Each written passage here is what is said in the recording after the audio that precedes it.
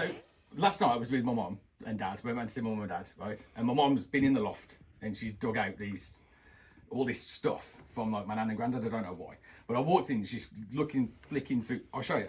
She's got all these Polaroid photos, and she was flicking through them all. And I was like, okay, cool. Like, are these like family members and stuff? And like, where have all these come from? She was like, no. These are all photographs of. It's from a case. I was like, what do you mean a case? And she was like, well, your granddad used to, you know, when you get like unsolved mysteries and stuff like that. Yeah. So my granddad liked looking into these like unsolved mysteries and things. It was like, it was just a thing that he used to do all the time. And apparently this is from one of them. It drove him mad for ages. And it was a case from, it was like 1953 or something, which is why all the photos are really old. It was from a little town called Pottersbrook in North Yorkshire. And there was this thing where all these people, every single person on these photos, disappeared. Shit. They all vanished. They all got abducted. Every single one of them. And it was bizarre because they got abducted, but then nobody knew like what happened. Well, they're never found. The police were all over it and they couldn't figure out what had happened. It was really, really strange. But they all came back. What do you mean they all came back? They all just came back. So they were gone for like 2 or 3 weeks at a time, and then they just reappeared. And the police kept like opening investigations and stuff because every single time that one of them disappeared, a Polaroid photograph of them would turn up on their front porch. What? I know. So every time they disappeared, a Polaroid photograph would turn up on their front porch. So whoever opened the door, friends or family or loved ones, whoever were at the house, found this Polaroid photograph, and then they were like, oh no, it's happened again. And they'd just disappear. And then like they'd go for like 2 or 3 weeks, and then they'd just come back. But when they came back, they had no recollection of what had happened. So they'd just disappear, turn up 3 weeks later. As far as they're concerned, nothing had happened. They just went out and did what they were doing that day. Isn't that the plot to the TV series 4400? Is it really? Mm-hmm. 4,400 people disappear around the world, and then they reappear one day with no memory. Well, apparently that actually happened in Yorkshire in 1953. So maybe that's what they kind of based the show on. The last woman that happened to was Alice. She was the last person that it happened to. And she just kind of disappeared. And over the road from our house, there was some like a wooded area. Can I just clarify? Is Alice the lady? Alice is the lady, not the baby. And then she just turned up 3 weeks later, just found mooching around, just walked out of the woods over the road from our house. What the fuck? And like, she'd had no idea what had happened, but she'd been missing for 3 weeks. All of her, like the parents and stuff and friends and family at the house gathered with the police, just freaked out because she just walked out of the woods and didn't know what had happened. It was really, really weird. But the police were just like completely lost. So they were just standing on the front porch of Alice's house and they're just like, what do we do? Like, how do we, because nobody knows what's happened to them. They can't tell us what's happened to them. As far as they're concerned, they're absolutely fine. They did physical checks on them and everything, and they're all absolutely fine. They just disappeared. And the police were just like, what do we do? So I'm like, this is nuts. And my mum's like, I know. And my granddad's got like some documentation and stuff that he's done some research and whatever. And I'm just like, this is so bizarre. So anyway, Alice was the last one, and the police record states that the copper was just standing there, and they're just like, well, what do we do? We're just going to have to like roll the dice to try and figure out what's going on with this. Like, there's nowhere to start. We don't know what to do. We're just going to roll the dice and follow on with some random investigations and see what happens. And something did. Something happened? Something came up.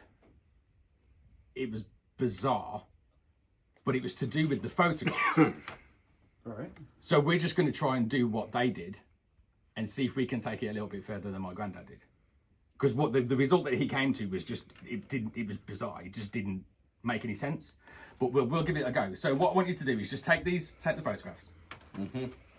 And the copper said that he was standing on the front porch and he just rolled the dice. Okay. So we'll figuratively roll the dice. Mm-hmm. So in your head, imagine you're standing on Alice's parents' front porch, mm-hmm. looking out over the wooded area in front of you, mm-hmm. and you just roll the dice. If you were to roll a dice in your head, what number would you come to? 5. 4. 5 or 4? 54. 50. You can't roll 54 on a dice. Can if you've got enough dice. 5 or 4? 4. 4. Okay, so what he did was just started going through the photographs to try and figure out where to start first. Mm-hmm. So if you take 4 cards, one at a time, put them from the top to the bottom. 2, 3, 4. And then he handed him to his colleague. Mm-hmm. Hand him to Jack. Don't show me. Just take a look at the photograph of whoever that is. You can show the camera if you want. Yeah. Just take a look at the photograph, and he started analysing that photograph. So like just picture the name, remember the name, picture the person in the photograph. Yeah, I got it. Just have a look, just remember as much detail as you possibly can about that photograph, because all this is going to help with the investigation later on down the line. You got it? This is freaky. I know, this is what they did though. They had nowhere else to go. So if you remember the photograph, Yeah, yeah? Okay, so you do the same thing again. Just keep looking at them face up and just take the amount of letters in that person's name. Okay. And then one at a time, put the cards to the bottom. Like this? Yeah.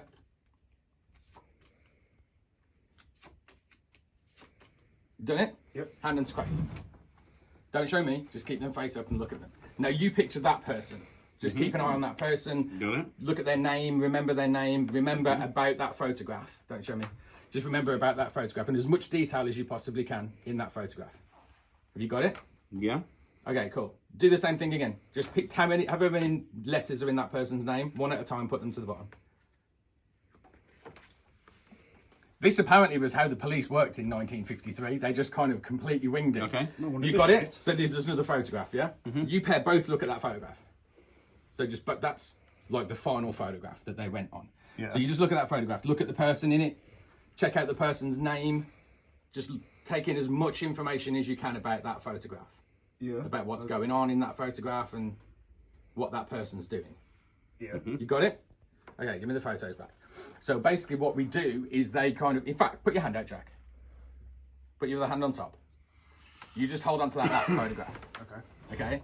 Now the police went through all of this and they tried to kind of it was just random, just trying to figure out just from different photographs if there was any kind of information that they could find at all.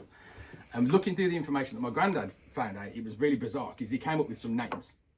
And the names of these people kind of moved the case along a little bit, for him at least. But we're going to see if we can do the same. Now the first one, I can't, what was the first name? He was looking through, the first name was the first person that was abducted actually. He was quite important because it was the first person that it had happened to. His name was Luke. Does that ring any bells with you? Yeah. Why? Because that was the photo I was looking on.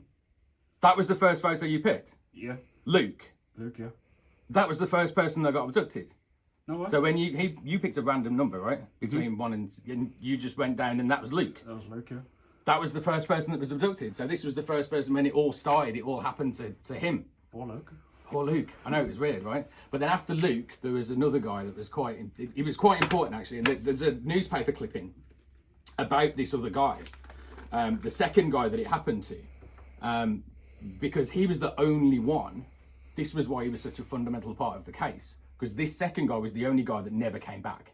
Oh, this guy still never... He's still missing to this day. Nobody's ever seen him. They never found a body. This was the last guy. This was the only guy that never came back. And just, can you see that? The newspaper clipping with that guy? Yeah. What was the guy that you picked? George. George Rutland. Wow, yeah, that's him. Is that the photograph? Yeah. He was the last guy. Yeah, the only guy that never came back. And there was a newspaper clipping dedicated specifically to him because they were still looking for him. And they still are to this day. Poor bastard. It's weird, right? And then you've got all these other photographs. These are all the people that kind of... all these other names, all these other people. These were the ones that did come back. But out of all of them, there was one name that kept popping up over and over and over again. The police investigations and everything that they did, there was one name that just kept popping up over and over and over. It was bizarre. They couldn't picture why this person kept popping up because there was never any kind of, she was kind of like an enigma. There was never any kind of evidence or anything to prove that she existed, but she was the one that was the main suspect of the case. But every time anyone got anywhere close, every time anyone got anywhere near her, it was just like she vanished. There was a lot of people throughout the village that thought she was like, that she didn't even exist to start with, that it was just a complete story that had been made up by people. You know, when people and humans kind of something traumatic happens and they just try and figure it out, and sometimes people can just make things up just to give themselves a reason that something's happened. Well, that's what they thought this person was. But my granddad was completely convinced that this was the person that had done it, and he wrote this name down over and over and over again. as the person that he thought was the one that had committed this crime. But she was never documented. There was never any interviews. Nobody ever found her. There was never even a photograph of this person. Never a photograph, never any documentation, nothing. She didn't exist. But over this piece of paper that my granddad kept writing over and over again, there was just this name. It was Meredith. Meredith. That was the last name that we looked at, wasn't it? Oh shit, yeah. The one in That your was- hand. That was the last name that you looked... What? The photograph that you picked was Meredith? Yeah. It can't be. Meredith didn't exist. But we saw it there. Yeah. There was never any photographs of Meredith. There is. There is. Right there. I'm holding it. No, there wasn't. Whoa! Meredith never existed. They never photographed Meredith. What X-Files shit is this? They never found her. So it can't have been, right? But we saw it. It can't. What the fuck? She was never there.